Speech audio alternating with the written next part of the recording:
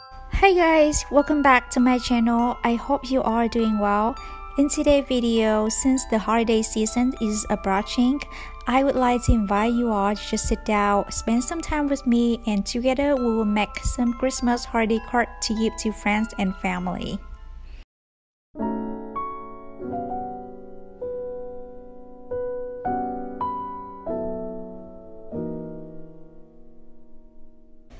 First, let me walk you through some of the supplies that we will need for today's painting.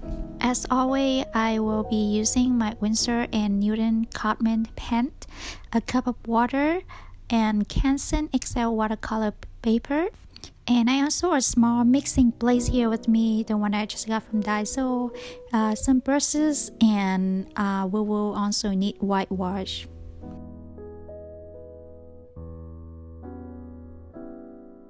For the paper, I just rip it off from a pick sheet so that I can have a deco edges. I think that is look organic this way. But if you don't like this look, you can always use a scissor to cut it out. Since we're making greeting card today, so I also have a blank greeting card. This is a Strathmore 5 by 7 inches greeting card. You can also use the cardstock as well. And later on, we will stick the watercolor paper onto the card.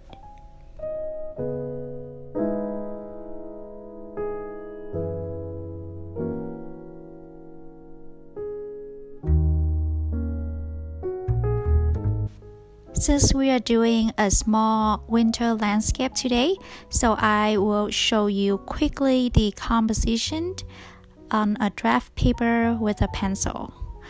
With this landscape, we will go for square format. So I will draw a square first, and now I will draw a pine trees.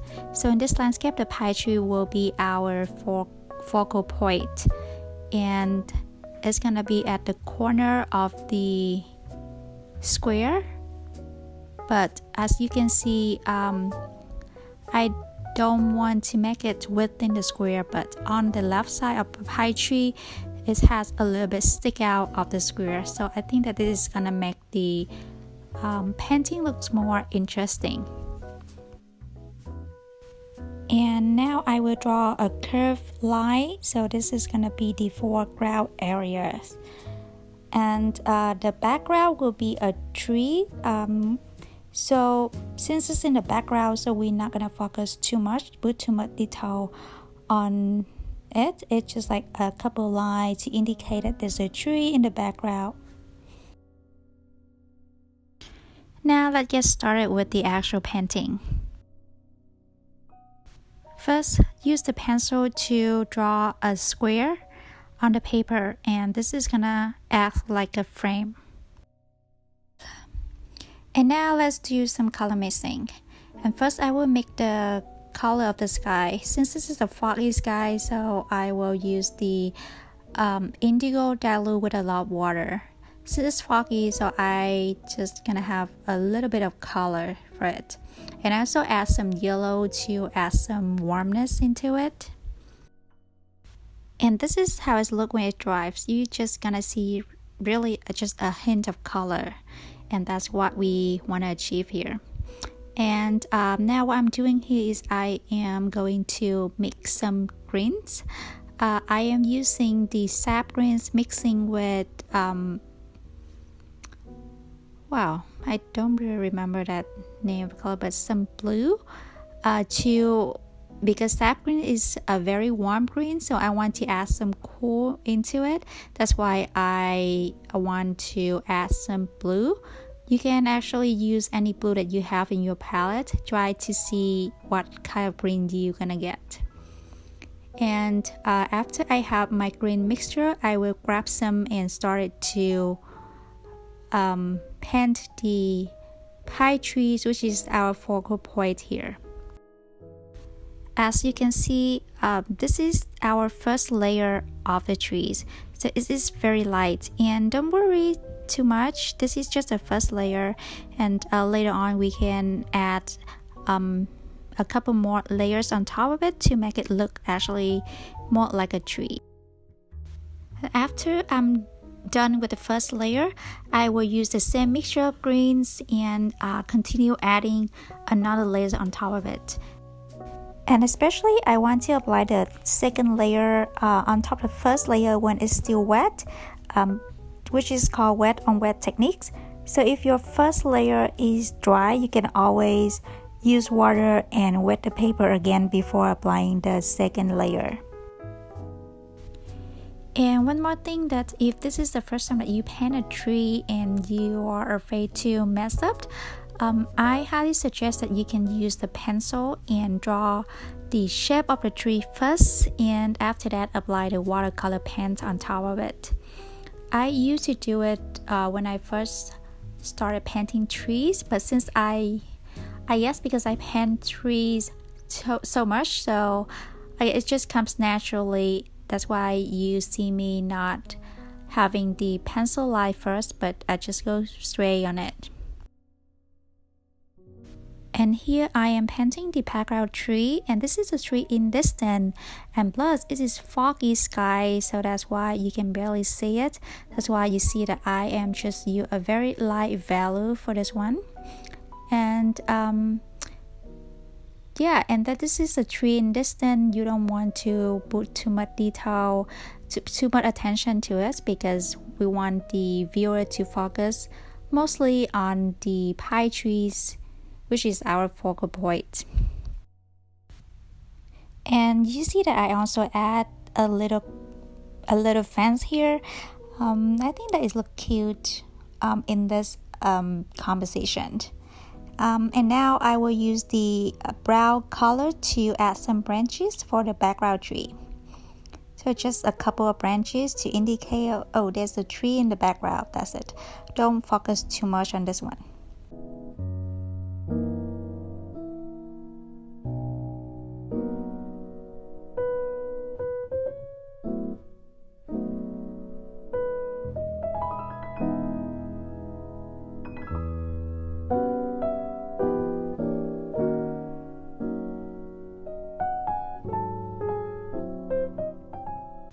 And now I will be using the same mixture of greens that I mixed in the beginning, and started to add a third layers on the trees.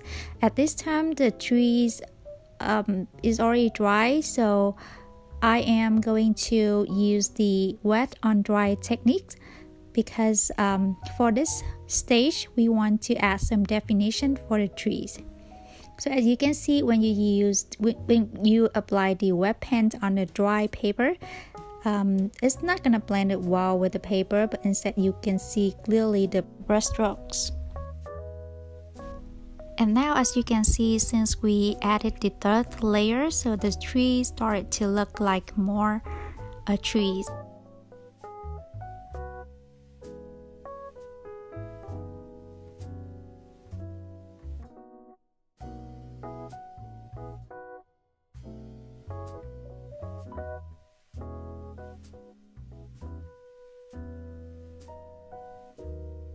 And now I will go back to my mixing palette and start to mix a dark green. And this is going to be the darkest value for a tree, act like the shadows. This is basically the foundation for any watercolor painting. You always have light value, medium, and darkest value. And to make the green darker, you can either add purple or dark blue like indigo to darken the greens. And please be mindful with this step. Since you added the dark values, you don't want to add too much, otherwise it's gonna make your painting look too heavy and come out unnaturally.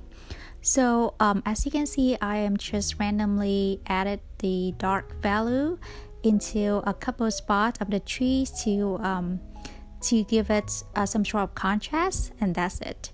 If you have a photo reference and you know where the light source is, and you can follow accordingly and add the shadow, but here it's just makeup scenes and I'm not sure about the light source, so I am just gonna add a couple spots here and there. And I may sound like a broken record, but In watercolor, you can always add more if it's too light, but if you want to go lighter, it may be hard. And now I will use up the indigo, of course, dilute with water to make it lighter. Start to paint the cast shadow of the trees and also some shadow for the foreground.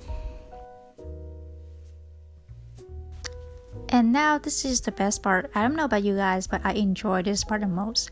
I will get some white wash and start adding some snow on this tree because this is the winter landscape. Of course, it can be done without some snows, right? And for wash, if you add water, it's gonna be transparent, just like watercolor, which we don't want here. We want it to show, to be noticeable and to be opaque. So that's why I am just using the pen straight out the tube without adding any water. At some point, if you ever realize that even though you add the white wash, but it's still not really noticeable, don't worry too much. Later on, we can always, when we finished with the snow, we can go back and then add some dark green into a certain area to make the white stand out. So for now, don't worry too much. Just keep adding white wash onto the tree and enjoy the moment. For some reason, I find this step is very therapeutic, and sometimes I find it's very hard to stop. And now we will do what I was talking earlier. We will back, grab some dark green and add into some certain areas of the tree to make the white wash stand out. Mostly I will add the dark green into the area where the white wash is.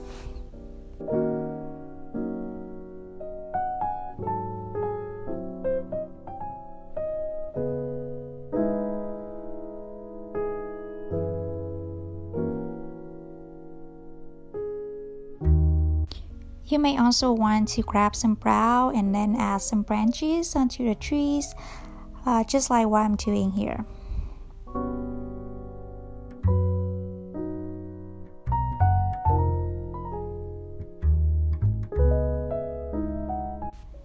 Here is the fun part. I will grab a paper and cover the trees, and we will start splashing some of the green on the palette, mixing with water. And then start splashing onto the foreground. And we are doing this because it's winter, it's windy and foggy. So of course, we're gonna have some leaves falling on the ground. And finally, I will grab my small brush and start adding some birds onto the sky. I think for a landscape, if you want to add some kind of movement, you can always add something like birds. I think this is the easiest way and my favorite way to add some movement into my landscape painting.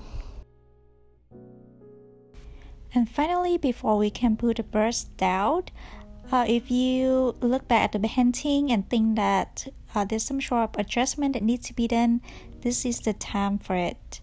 If you think that it's too light, you can always add more colors to make it more contrast, or add some more shadow, something like that, to make the painting look more complete. Well, I just realized that I still have a lot of whitewash on my palette, so instead of wasting it, I will take advantage of it and then use it to add another layer on top of the snow that I already added earlier, and to make it look thicker and create some sort of texture and 3D effect for the painting. And I think that I love this one. I love this technique.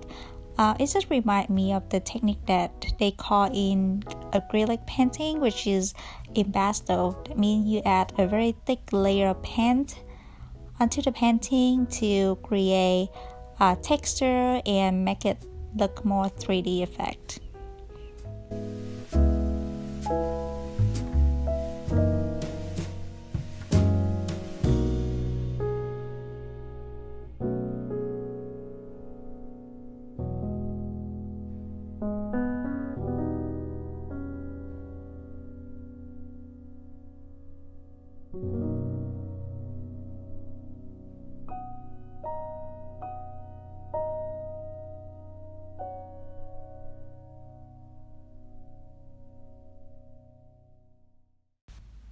And now the painting is complete. I will just gonna use my micro pen to trace the square line to make it look more I guess presentable instead of a pencil line.